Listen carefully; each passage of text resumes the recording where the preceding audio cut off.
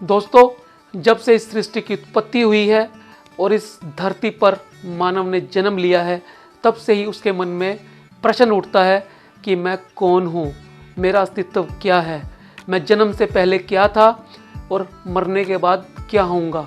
यानी मैं कहाँ से आता हूँ, मैं कहाँ जाता हूँ, स्वर्ग नरक कुछ है या नहीं है, मोक्ष की अवधारणा क्या है, कभी मुक्ति संभव है, इस आवागमन के चक्कर से छूटना संभव है या नहीं है, भगवान नाम की कोई चीज़ या कोई शक्ति है या नहीं।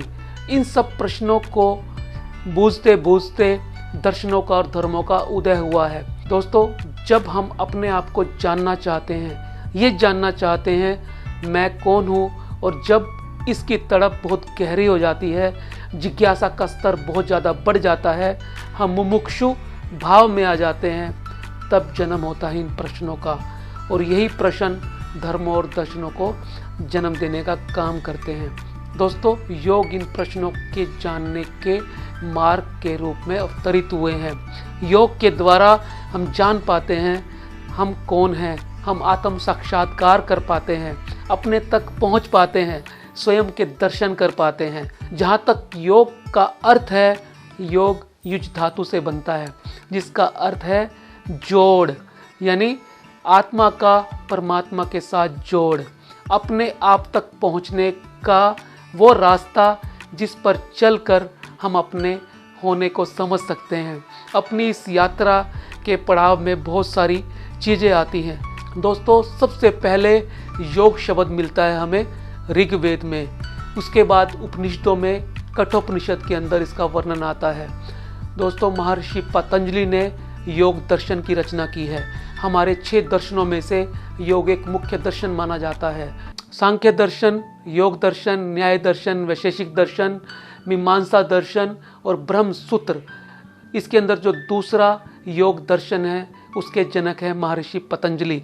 और महर्षि पतंजलि योग दर्शन के अंदर दूसरे सूत्र के माध्यम से योग की परिभाषा करते हैं। सूत्र है योगश्च चित्त वृत्ति निरोध, यानी चित्त की वृत्तियों को निरोध करने का नाम योग है। जब चित्त की वृत्तियां यानी मन के विचार अवरुद्ध हो जाते हैं, रुक जाते हैं, तब व्यक्ति योगी कहलाने का अधिकारी होता है। तब व्यक्ति समाधि की अवस्था में चला जाता है। तब व्यक्ति मन के विचारों पर अंकुश लगाकर अपने तक पहुंच जाता है। दोस्तों, सांख्य दर्शन के अनुसार इस सृष्टि की रचना 25 तत्वों से हुई है, जिसमें से 24 तत्व प्रकृति के हैं और 25वां तत्व पुरुष है, यानी हमारे अंदर चेतनता पुरुष से आती है। पुरुष यानी आत्म तत्व, उसी को जानना हमारे जीवन का सबसे बड़ा ध्येय है। सनातन धर्म के 4 पुरुषार्थों में धर्म, अर्थ, काम और मोक्ष में सबसे उच्च स्तर पर मोक्ष रखा गया है। उत्तरोत्तर प्रगति करते करते हम मोक्ष तक पहुंचते हैं, और मोक्ष तक पहुंचने का जो मार्ग है उसे ही योग कहा जाता है। योग की परिभाषा कुछ यूं दी है, योग कर्मसु कौशलम। जब कर्म अपने सर्वोत्तम रूप में विकसित होता है तो उसे योग की संज्ञा दी जाती है। उन्होंने सम होने का नाम भी योग कहा है, यानी समत्वम योग उच्यते। जब व्यक्ति के भाव द्वंद्वातीत हो जाते हैं, जब व्यक्ति हानि लाभ, जय पराजय, सुख दुख से ऊपर उठ जाता है और उनको एक समान समझता है, जिसे ज्ञान योग में तितिक्षा भी कहा गया है और जिसे राजयोग में तपस्या कहा गया है, उसे भी योग कहा जाता है। शिव संहिता और गोरक्ष शतक के अंदर योग के 4 प्रकारों की बात की गई है। मंत्र योग, लय योग, राजयोग और हठ योग। मंत्र योग का अर्थ यह है जब हम मंत्रों के माध्यम से अपने मन को शांत करने का प्रयास करते हैं तो इसे मंत्र योग कहा जाता है।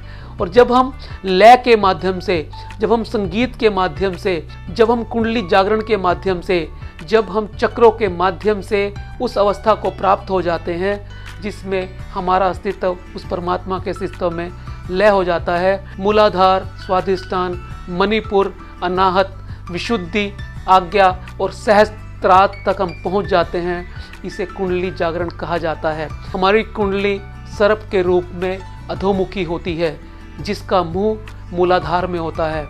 इस कुंडली योग के अंदर इसे ऊर्ध्वगामी करना पड़ता है।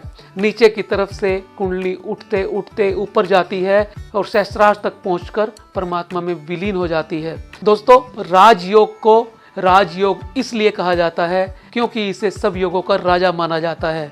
महर्षि पतंजलि राजयोग को अष्टांग योग की संज्ञा देते हैं।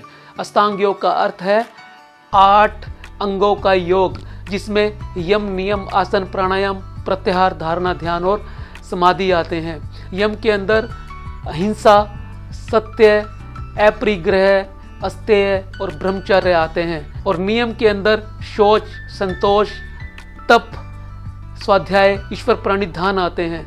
दोस्तों, उसके बाद आसन, प्राणायाम, प्रत्याहार, धारणा, ध्यान और समाधि, इस तरह से उत्तरोत्तर ये यात्रा बढ़ती जाती है और समाधि पर खत्म हो जाती है, क्योंकि समाधि में मन का विलोप हो जाता है, आत्मा का परमात्मा के साथ मिलन हो जाता है। यही अष्टांग योग या राजयोग कहलाता है। दोस्तों, शिव संहिता के अनुसार चौथा योग है हठ योग, जिसका गहरा वर्णन हठ योग प्रदीपिका में मिलता है। दोस्तों, हठ योग का अर्थ है हठ के तरीके से, बलात् के तरीके से ईश्वर की प्राप्ति करना। इसके अंदर कठिन तरीकों से शरीर को साधा जाता है और सूर्य नाड़ी और चंद्र नाड़ी यानी पिंगला और इड़ा को मिलाकर सुषुम्ना में प्रतिष्ठित किया जाता है। दोस्तों, इन 4 योगों के अलावा भगवान श्री कृष्ण ने गीता के अंदर 3 अन्य योग भी बतलाए हैं।